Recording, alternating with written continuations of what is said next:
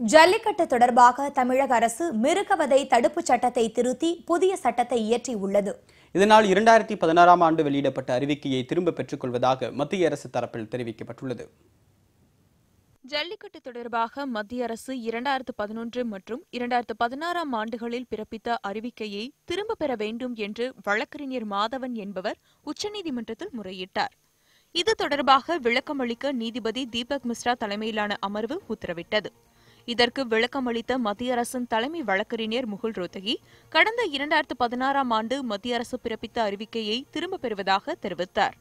இந்த அறிவிக்கையானது நீதிமன்ற தடை இருந்த நிலையில் பாரம்பரியமாக நடத்தப்படும் ஜல்லிக்கட்டுக்கு 2016ஆம் ஆண்டு மத்திய அரசு சார்பில் அனுமதி அளித்து வெளியிடப்பட்டதாகும். இந்த அறிவிக்கையின்படி காட்சிப்படுத்தப்படக்கூடாத விலங்குகள் பட்டியலில் காளை தொடர்ந்து நீடிக்கும் நிலையில் சில விதிமுறைகளின்படி ஜல்லிக்கட்டு நடத்த அனுமதி அளிக்கப்பட்டிருந்தது. அதன்படி மாவட்ட ஆட்சியர் அல்லது மாவட்ட நீதிபதியின் அனுமதியுடன் போட்டி நடத்தப்பட வேண்டும் என்றும், முன்பே வரையறுக்கப்பட்ட இடத்தில்தான் போட்டி நடைபெற வேண்டும் எனவும், போட்டி நடைபெறும் இடம் 2 கிலோமீட்டருக்கு அதிகமாக இருக்கக்கூடாது என்பன உள்ளிட்ட வழிமுறைகளையும் அறிவித்திருந்தது. மிருகவதை தடுப்புச் சட்டத்தை தமிழக அரசு திருத்தி புதிய சட்டம் இயற்றியுள்ளதால் இந்த அறிவிக்கையானது புதிய சட்டத்தை எந்த விதத்திலும் பாதிக்காது என்றும், எனவே இதை திரும்பப் பெறுவதாகவும் மத்திய அரசின் தலைமை வழக்கறிஞர் தெரிவித்தார். இது தொடர்பான இடைக்கால மனு ஒன்றை புதன்கிழமை தாக்கல் செய்வதாகவும் அவர் குறிப்பிட்டார்.